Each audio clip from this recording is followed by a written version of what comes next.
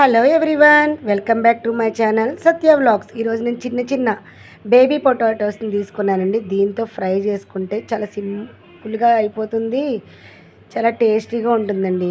వీటిని నేను ఉప్పు వేసుకొని కుక్కర్లో ఒక 2 విజిల్స్ రానిచ్చుకొని ఇట్లా పై పొట్టంతా తీసేసుకొని పక్కకు పెట్టుకున్నానండి.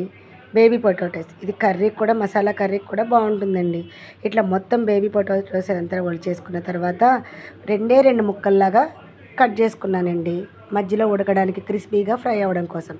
ఇట్లా ఉడికిన ముక్కలు స్టవ్ మీద కళాయి పెట్టుకొని డీప్ ఫ్రైకి సరిపడా ఆయిల్ కూడా వేసుకొని, ఆయిల్ బాగా కాగిన తర్వాత అందులో మనం ముందుగా కట్ చేసి పెట్టుకున్న ఆలుగడ్డ ముక్కలు వేసుకొని స్టవ్ కొంచెం మీడియం ఫ్లేమ్లో ఉంచుకొని, ఉడికినాయి కదండి అటు ఇటు గబగబా కలుపుకోకుండా ఇట్లా మీడియం ఫ్లేమ్లో గోల్డెన్ బ్రౌన్ కలర్ వచ్చే వరకు ఫ్రై చేసుకున్నానండి.